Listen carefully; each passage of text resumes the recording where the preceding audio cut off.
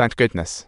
T800 showed up just in time and gave T800 a nifty side attack. Totally bad. This move became the classic action every gunfight movie tried to imitate, truly a perfectly imperfect shooting position. Then, T800 rode his motorcycle like a slipping banana and zoomed down, speeding in front of the big rig. Then, he snatched Little John up like a chick, making it look like a comedy chase scene. Even while getting blasted left and right, T800 kept pushing forward like a steel-plated champion. With the tires blown, the big rig entered a wild race mode and crashed into the bridge, resulting in a massive explosion. T800 thought, that scratch won't faze me, so he had to retreat with Little John, only to see T800 walk out of the flames like it was a casual day at the spa. Little John saw the bullet holes on T800 and finally realized his biological mom wasn't just uniquely expressed. Turns out, before Sarah had Little John, she had a very enthusiastic encounter with the original Terminator. John planned to call his foster parents for help, but noticed his mom suddenly showering him with attention. Something felt fishy. When the camera panned to his foster mom's left hand, she was wielding a sword. Turns out she was T800 in disguise.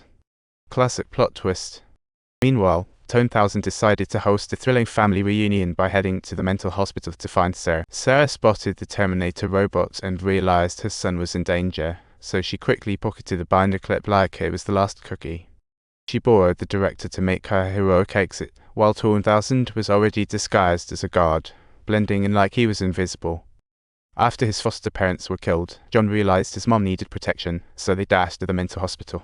Meanwhile, Sarah was frantically fleeing until T800 appeared like a delivery guy, swiftly dealing with the staff trying to return her. When the real Grim Reaper showed up, a landmark special effects spectacle unfolded that left audiences from 30 years ago utterly awestruck. Just when they needed to catch their breath, T800's transforming hand opened the elevator door like a surprise attack, but it was futile.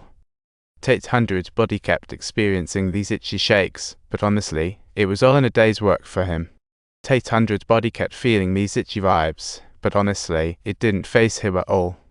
T800's body continued to endure these itchy vibes without breaking a sweat.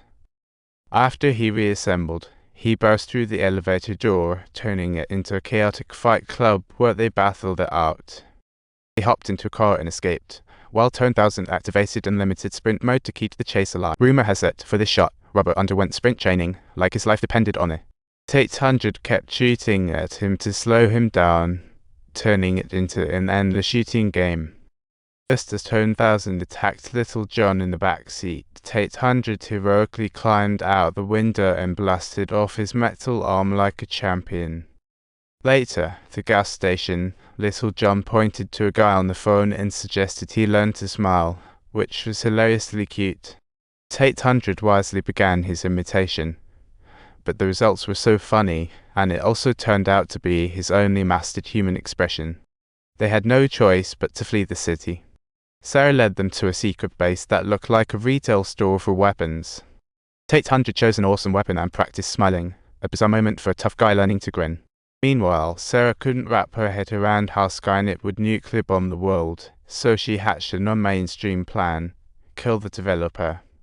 She thought, if I could just take out the programmer who invented Skynet now, there'd be no apocalypse to worry about.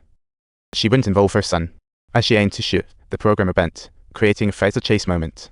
Seeing Little John bravely stand in front of his dad, Sarah's heart melted, and she couldn't go through with it.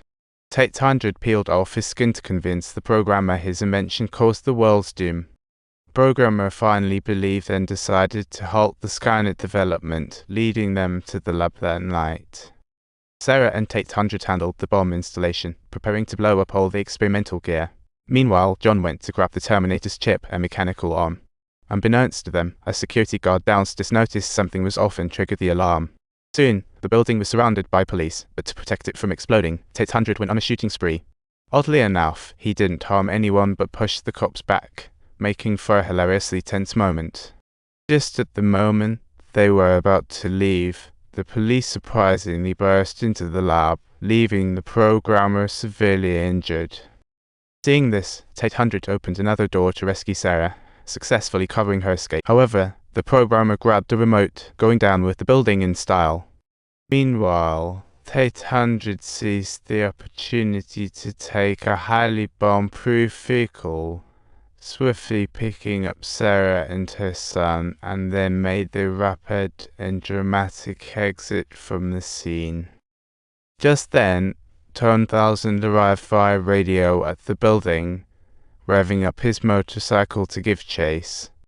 Upon noticing John and his companions had left, he immediately shifted into crazy sprint mode and vigorously chased after them. T800 fought back decisively. Even though the second-hand car was slow, he wasn't idle, grabbing a machine gun for more firepower.